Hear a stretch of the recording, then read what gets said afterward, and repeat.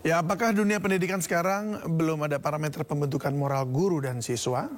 Untuk membahasnya sudah bergabung bersama kami Wakil Sekjen PB-PGRI Dudung Abdul Qodir. Selamat sore Pak Dudung. Selamat sore Mas. Assalamualaikum. Selamat sore, waalaikumsalam. Dan Koordinator Nasional Jaringan Pemantau Pendidikan Indonesia atau JPPI, Ubaid Matraji. Selamat sore, Kang Ubaid. Selamat sore, Bang. Ya, terima kasih sudah hadir. Saya ke Pak Dudung dulu ya. Ini terlalu responsif nggak sih kalau langsung mutasi atau langsung dinonaktifkan seperti itu?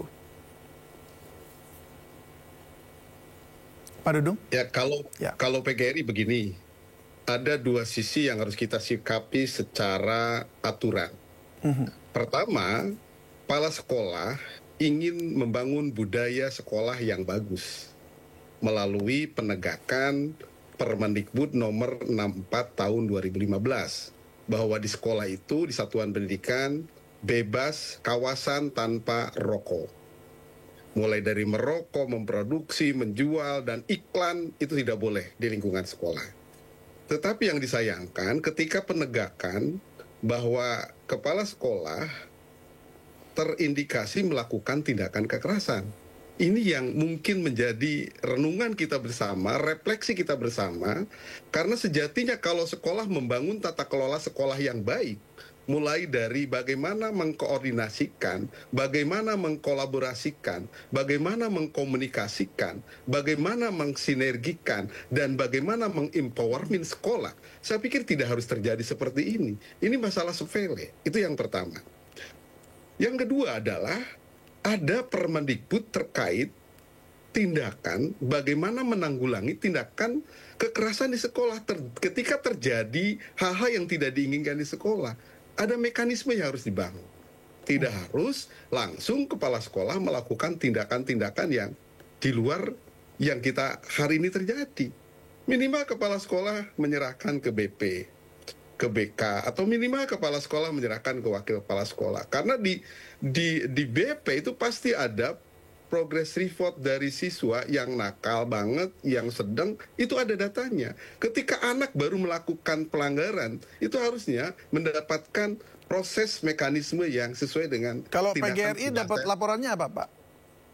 Ya, peristiwa tadi itu kami mendapatkan laporan memang di sekolah tersebut ada sedang kerja bakti, gotong royong, membersihkan lingkungan sekolah. Kemudian biasa mungkin kepala sekolah melakukan pengawasan, pengontrolan, ternyata kedapatan salah seorang siswa sedang merokok dan dipanggil dengan keras, tidak menyahut, bahkan tidak menghampiri, terus mengejarnya. Setelah dikejar, ditekan, mungkin agak emosional, terjadilah seperti itu.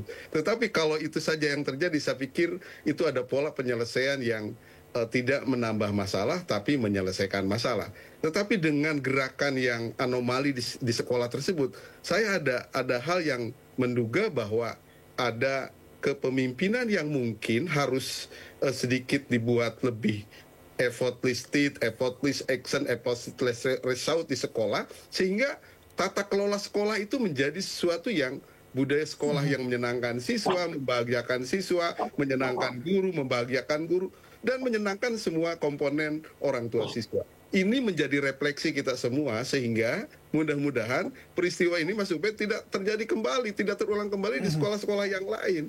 Bahwa mencegah, kemudian menegakkan disiplin, tidak harus dengan kekerasan. Ada cara-cara yang sangat manusiawi, cara-cara edukasi yang penting buat para guru dan kepala sekolah untuk menyelesaikan masalah. Karena orang-orang cerdas itu menyelesaikan masalah tanpa menambah masalah. Itu, Mas. Ya, dan menyelesaikan masalah juga tidak dengan kekerasan ya. Kang Ubaid. Betul.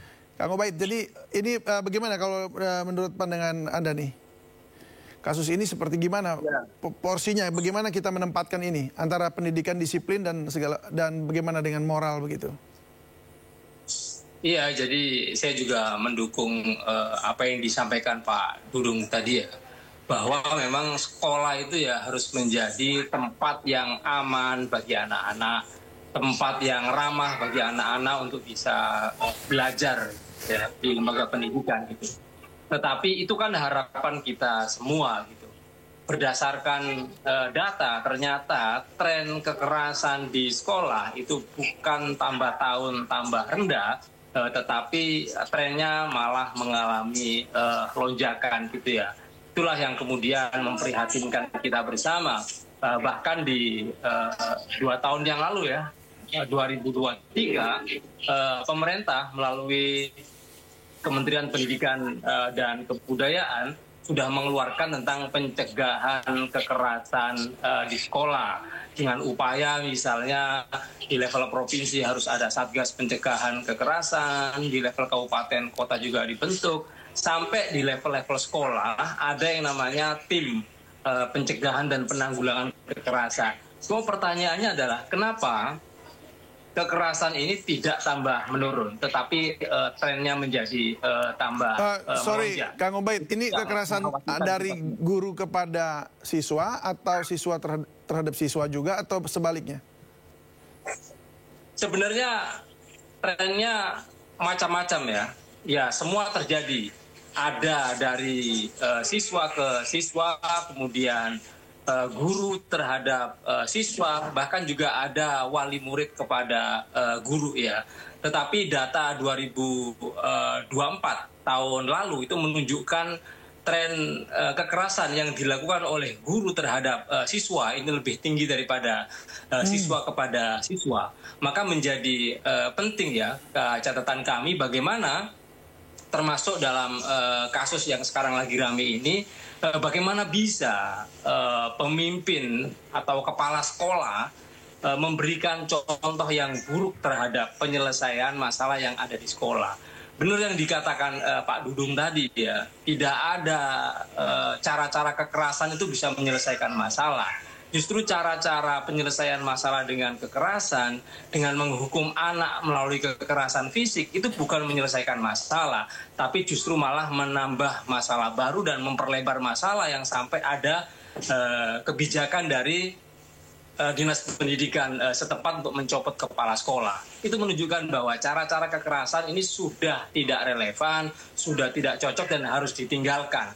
Ada banyak pendekatan-pendekatan lain yang harus difikirkan oleh sekolah, difikirkan oleh guru dalam rangka pendisiplinan lah, dalam rangka penertiban, dalam rangka penyadaran kepada anak-anak. Jadi jangan lagi menggunakan cara-cara kekerasan, karena cara-cara kekerasan adalah cara-cara yang jelas. Oke, Kang Ubaid, kalau dengan yang kita tahu bahwa atau kita dengar begitu ya, dugaannya itu muridnya ditampar seperti itu, apakah artinya atau apa tindakan yang harusnya diberikan kepada sang kepala sekolah itu? Ya, berarti kan kepala sekolah sudah bagus, sudah mencium dan sudah menemukan fakta langsung bahwa ada anak-anak didiknya itu melakukan hal yang mestinya dia tidak lakukan, yaitu merokok di lingkungan sekolah. Yang tadi juga dijelaskan Pak Dudung itu tidak boleh dalam peraturan yang ada gitu kan. Karena itu maka ini harus menjadi bahan evaluasi bersama, tidak kemudian langsung digampar gitu ya. Ini menjadi laporan kepada pihak sekolah dan juga dinas pendidikan. Kalau kita buka data, sebenarnya apa yang terjadi di sekolah ini itu kan juga dialami oleh sekolah-sekolah lain. Kenapa ada tren kenaikan anak-anak usia sekolah ya, SMP dan SMA bahkan usianya itu mereka mengkonsumsi rokok dengan berbagai macam jenisnya ya, ada yang elektronik dan seterusnya. Itu trennya naik. Karena itu data ini menjadi menarik ketika dibawa ke sekolah, didiskusikan bersama, termasuk didiskusikan dengan dinas pendidikan. Karena masalah rokok ini adalah masalah yang sangat serius sekali gitu ya. Mulai dari penjualan rokok yang ternyata berada di sekitar sekolah, kemudian Kementerian Kesehatan yang melarang rokok, tetapi Kementerian Perdagangan membolehkan pabrik-pabrik rokok untuk terus memproduksi rokok dan seterusnya. Ini persoalan yang sangat serius sekali yang nggak bisa diselesaikan di level kepala sekolah. Maka ini menjadi lebih baik kalau misalnya kepala sekolah itu dibawa ke sekolah ya kan, mendiskusikan ini semua, lalu berkoordinasi dengan dinas pendidikan, berkoordinasi dengan dinas kesehatan, berkoordinasi dengan dinas perdagangan dan seterusnya, sehingga persoalan ini itu juga tidak mengkerucut pada persoalan kesalahan anak sehingga anak dihukum, anak dijustifikasi. Padahal dalam konteks ini bagi saya anak adalah korban gitu ya. Mereka adalah usia belajar, mereka belum tahu betul tentang apa itu rokok, apa itu bahaya rokok, kenapa nggak boleh rokok. Mungkin mereka tidak punya informasi yang cukup lengkap mengenai itu. Karena itu saya juga menyayangkan keputusan Dinas Pendidikan Banten yang tergesa-gesa hanya menyepelekan masalah ini dengan cara mencopot kepala sekolah. Saya katakan mencopot kepala sekolah itu tidak juga menyelesaikan masalah. Ada masalah yang lebih serius, yaitu soal kenapa banyak siswa-siswa kita SMP SMA itu terpapar rokok, dan pemerintah sampai hari ini juga masih bingung bagaimana menyelesaikan ini semua gitu. Jadi kalau semua ditimpahkan kepada kepala sekolah ini sangat tidak arif, tidak bertanggung jawab, dan sangat pemerintah lari dari tanggung jawab juga. Baik, nah karena kebetulan ini pemerintahnya lagi nggak ada, tapi ada PGRI di sini. Kita tanya dulu ke Pak Dudung. Ini Pak Dudung, jadi kalau dari PGRI sendiri apa yang bisa dilakukan gitu untuk mengantisipasi apa yang disebut tadi oleh Kang Ubaid? Ya, saya pikir kita harus mendapatkan fakta-fakta yang detail dan benar yang terjadi seperti apa. Itu yang pertama. Yang kedua adalah investigasi. Dalam Undang-Undang ASN, ketika ASN melakukan kesalahan, itu harus ada tahapan-tahapan yang dilakukan. Pertama adalah teguran lisan. Kalau persoalannya adalah kecil, Mas Ubaid, ketika persoalannya adalah sedang, ada teguran tertulis. Kalau sudah ada tahapan itu, baru kita bisa melakukan tindakan hukuman atau sanksi kepada ASN tersebut. Nah, kita pun harus melakukan praduga tak bersalah kepada kepala sekolah yang sedang dinyatakan bersalah.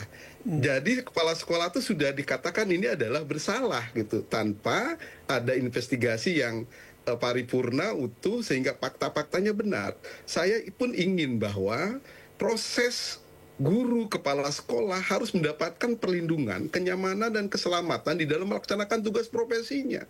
Kalau ini terulang terus, ya PGRI juga kasihan pada anggota-anggota sehingga menjadi sebuah acuan yang benar ketika ada ASN melakukan kesalahan, kepala sekolah melakukan kesalahan. Memang ini menjadi anomali di sekolah, terjadi hal yang tidak tidak diharapkan. Karena tapi PGRI sudah memberikan ini nggak sih Pak, kayak seperti course atau pelatihan-pelatihan kepada anggota-anggotanya untuk bagaimana mengetahui bahwa ada proses-prosesnya begitu jika terjadi yang seperti tadi anak misalnya ngerokok gitu.